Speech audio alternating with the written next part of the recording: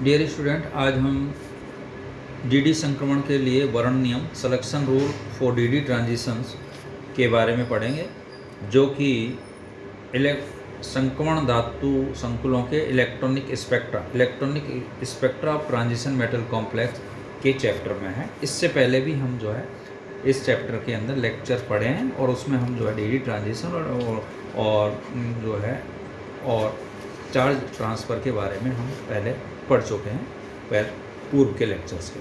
अब आज हम जो है ये जो डीडी ट्रांजिशंस जो होता है वो किस नियम के आधार पर होगा, इसको बोलते हैं selection rule for DD transition. इसके बारे में यहाँ डिटेल से पढ़ेंगे, जो काफ़ी इम्पॉर्टेंट है।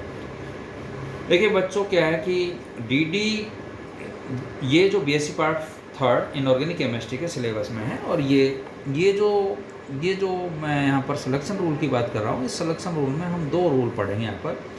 एक तो स्पिन सिलेक्शन रूल और दूसरा लापोर्ट सिलेक्शन रूल। और ये सिलेक्शन रूल ये हमें बताएगा कि किस कॉम्प्लेक्स के अंदर या किस मेटल के अंदर डीडी ट्रांजिशन होगा, अलाउ है, और किसके अंदर डीडी ट्रांजिशन नॉट अलाउड है या फोरबिडन है, नहीं होगा, वर्जित है। इसके बारे में हम यहाँ से डिटेल से पढ़ेंगे। देखिए बच्चों, कक्षकों में इलेक्ट्रॉन का संक्रमण जिन नियमों द्वारा संचालित किया जाता है, उन नियमों को हम क्या बोलते हैं? वर्ण नियम या सिलेक्शन रूल कहते हैं, या ये सिलेक्शन रूल कहलाते हैं। सिलेक्शन रूल इस बात को बताता है कि इलेक्ट्रॉन का संक्रमण एक ऊर्जा स्तर से किन ऊर्जा स्तरों में अनुमत है, अलाउड है, और किन ऊर्जा स्तरों में वर्जित है, फोरबिडन है, नॉट अलाउड है। ठीक। अब इस प्रकार जो संक्रमण सिलेक्शन रूल का पालन करते हैं उसको हम बोलते हैं अलाउड ट्रांजिशंस, अनुमत संक्रमण। और जो संक्रमण इन सिलेक्शन रूल का उल्लंघन करते हैं या पालन नहीं करते हैं, उनको हम बोलते हैं फोरबिडन ट्रांजिशन, वर्जित संक्रमण, या नॉट अलाउड ट्रांजिशन। सिलेक्शन नियमों या वर्ण नियमों की सहायता से बैंड की तीव्रता की व्याख्या की जा सकती है, और इस प्रकार से दो प्रभावी नियमों की चर्चा हम इस टॉपिक्स के अंदर, इस यूनिट्स के अंदर करेंगे। और ये जो नियम है, पहला है चक्रण वर्ण नियम, स्पिन सिलेक्शन रूल, और दूसरा है यहाँ पर लापोर्ट सिलेक्शन रूल या लापोर्ट वर्ण नियम। अब देखिए, इस स्पिन सिलेक्शन रूल को और लापोर्ट सिलेक्शन रूल को समझने से पहले हम थोड़ा सा यहाँ पर एक इंट्रोडक्शन प्रिंसिपल समझिए। देखिए, सिलेक्शन रूल है, यह मूल इसका जो सिद्धांत है वो इलेक्ट्रॉनिक संक्रमण ऊर्जा स्तरों के निर्धारण क्षेत्र में होता है। इलेक्ट्रॉनिक संक्रमण पर प्रकाश के अवशोषण के नियम, जिसे लैम्बर्ट और बियर नियम ने प्रभावित किया गया, उसके आधार पर यह है, जिसके लिए हमने समीकरण पढ़ी थी, लॉग I0/I बराबर A। यहाँ पर I0 जो है इंसिडेंट रेडिएशंस की तीव्रता है, I है ट्रांसमिटेड रेडिएशन की तीव्रता है, और A यहाँ पर जो है एब्जॉर्प्शन है। अब इसमें विलयन की सांद्रता अगर C मोल प्रति लीटर है और उस पाथ की जो लंबाई है वो L सेंटीमीटर नापते हैं, तो प्रायोगिक विलयन के लिए मोलर एब्जॉर्प्शन गुणांक, मोलर एब्जॉर्प्शन कोएफिशिएंट एप्सिलॉन माना है। तो एप्सिलॉन बराबर होता है यहाँ पर A/CL, और A बराबर जो यहाँ पर हो जाएगा एप्सिलॉन CL। और ये जो समीकरण है लॉग I0/I में A की जगह एप्सिलॉन CL रखेंगे, तो लॉग I0/I एप्सिलॉन CL। तो एप्सिलॉन का मान अवशोषण बैंड की तीव्रता, इंटेंसिटी को दर्शाता है।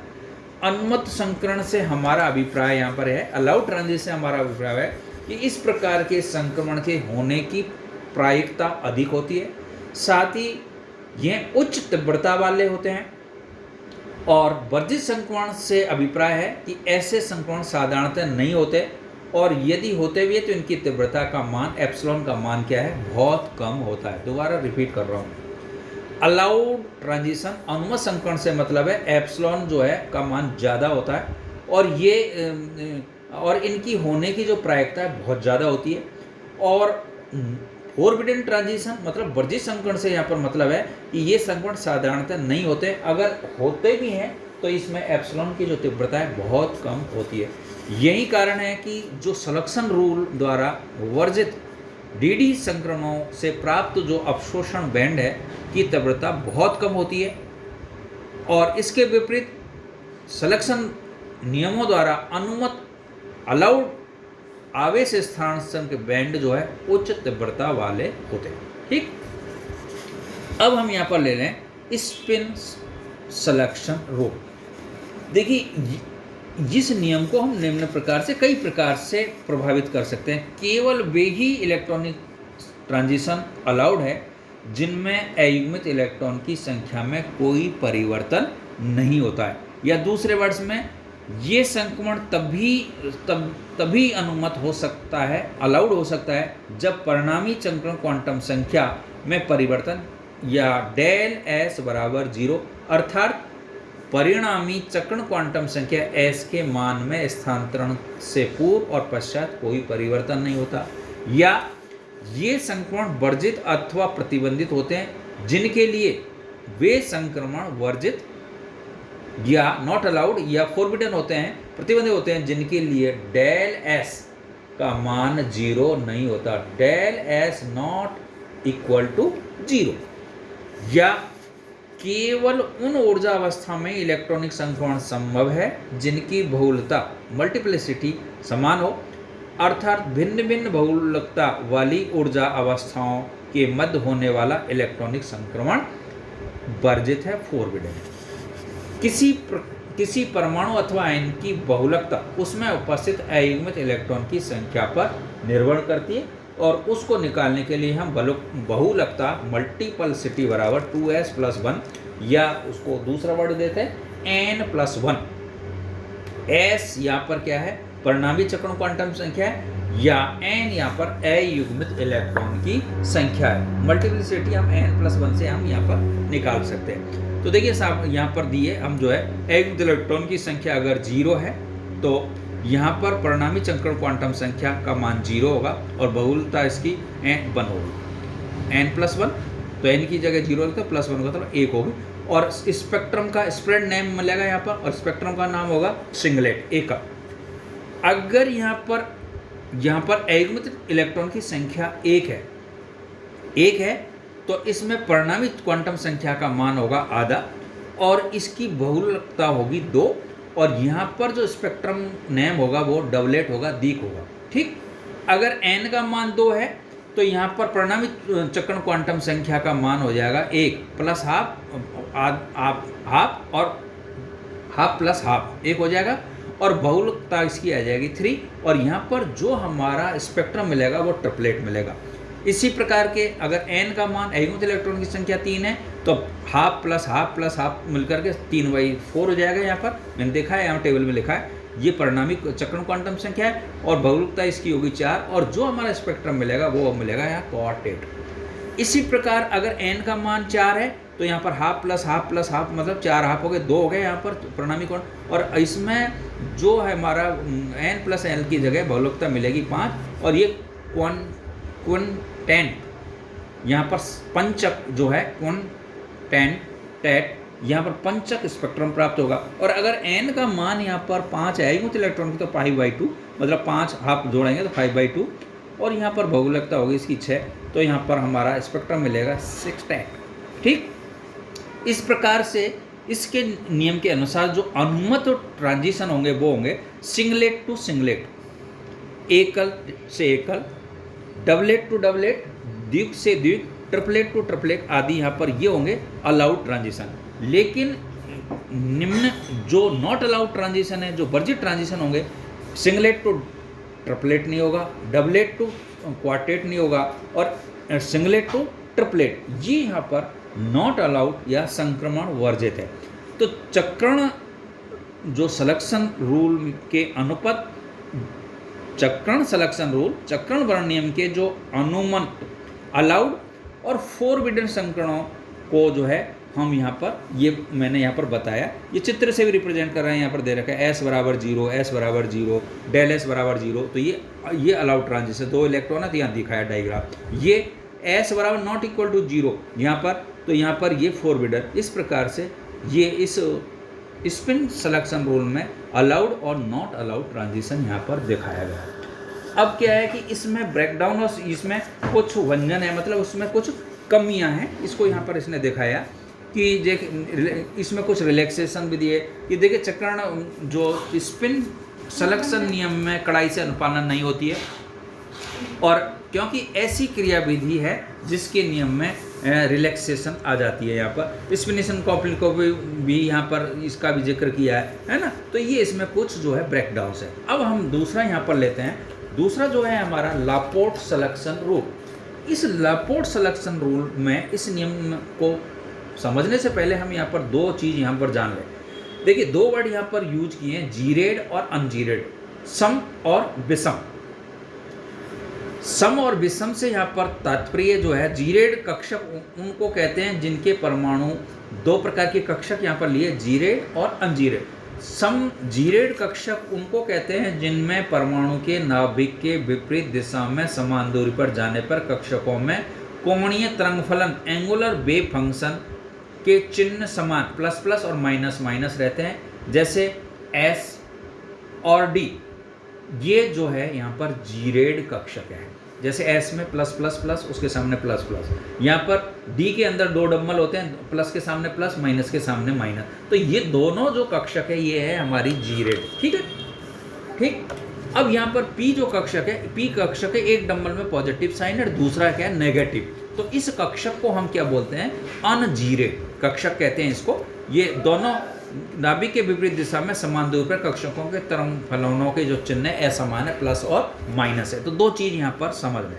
तो देखिए ये जो हमारा लापोर्ट जीरेड और अनजीरेड समझने के बाद हम लापोर्ट नियम को समझते हैं। ठीक, इस नियम के अनुसार केवल वे ही ट्रांजिशन अलाउड होंगे जिनमें कक्षकों की सम्मिति असमान हो।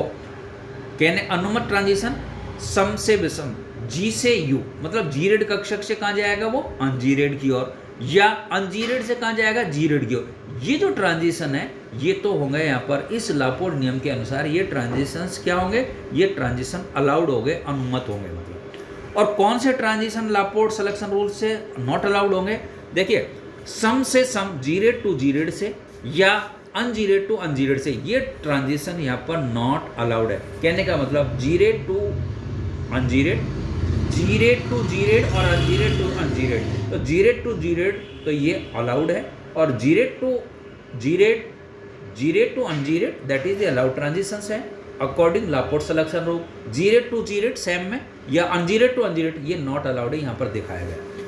तो इस प्रकार इसी प्रकार सभी कक्षकों में सम्मति भी एक समान होती है। अतः समान सम्मति वाले कक्षकों में इलेक्ट्रॉन का संक्रमण लापोर्ट नियम के अनुसार वर्जित है, या वो संक्रमण न होकर इलेक्ट्रॉन का पुनर्वितरण डिस्ट्रीब्यूशंस होता है। ठीक, इसी प्रकार से अब अगर मान लो ऐसा है तो डीडी जो लापोर्ट सिलेक्शन रूल है उसके अनुसार डीडी ट्रांजिशन पर नॉट अलाउड है या फोरबिडन है, वर्जित है, मतलब वो अलाउड नहीं है, जबकि वो होता है। इसी प्रकार से यहाँ पर संक्रमण में इलेक्ट्रॉनिक संक्रमण पर सब D azimuthal quantum number L होने वाले परिवर्तन लापोर्ट संक्रमण कहलाते हैं। इस प्रकार इस संक्रमण में द्विसंगी क्वांटम संख्या में कोई परिवर्तन होता है तो वर्जित संक्रमण है। तो del L is not equal to 0, तो डी कक्षक के लिए एल का मान 2 होता है, यहाँ पर ये दे रखा।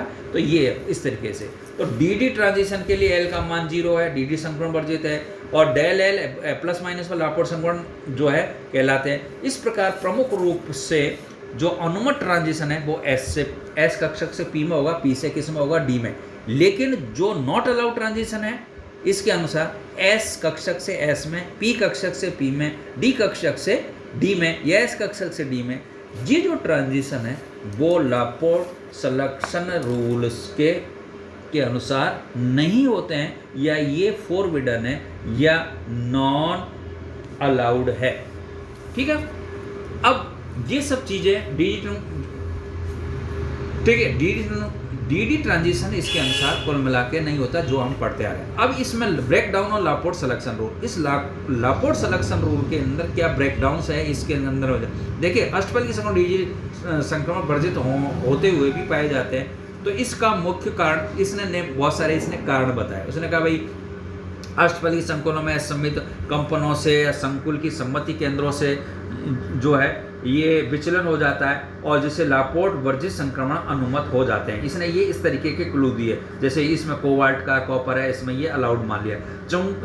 चतुष्फलकीय संकुलों में समित केंद्र नहीं होता, अतः इसमें आणविक कक्षकों का जी और यू नामकरण भी नहीं होता, ये इसने दिया। इसका मतलब वहाँ पर भी डी ट्रांजिशन इसने ये जो है बीच का रास्ता निकाला। इसी प्रकार से टाइटेनियम ये TiH2 कॉल्सिन संकुलों में ये शून्य होनी चाहिए, ऐसा नहीं है, अतः इसमें जो है अतिव्यापन होता है, अतः जी से जी नहीं रह पाता और इसलिए इसमें डी ट्रांजिशंस हो जाता है। तो इस प्रकार से कुछ कॉम्प्लेक्स के यहाँ पर वो जो है मोलर एब्जॉर्प्शन गुणांक एप्सिलॉन का मान भी यहाँ पर दिया, किसके लिए कितना है वो भी दिया है। कहने का मतलब कौन से कंपाउंड में, कॉम्प्लेक्स में या मेटल्स में ट्रांजिशंस होगा, डी ट्रांजिशन होगा या नहीं होगा, इसके लिए दो नियम है। एक स्पिन सिलेक्शन रूल, चक्रण वर्ण नियम, और दूसरा लापोर्ट सिलेक्शन रूल। ये यहाँ पर जो है इस पर मोस्टली जो बच्चों है वो पूछा जाता है और इसमें क्या ब्रेकडाउन है वो भी पूछा जाता है। इसमें क्या होता है इसके बारे में आप ध्यान से पढ़ें, ये आपको काफ़ी जो है समझने को मिलेगा। यहाँ टाइप नोट्स में सब कुछ इसमें समझाया गया है, वैसे मैंने आपको एक्सप्लेन किया। आई होप आपको समझ में आया होगा। Thanks, doctor HS Goswami, government college Kota.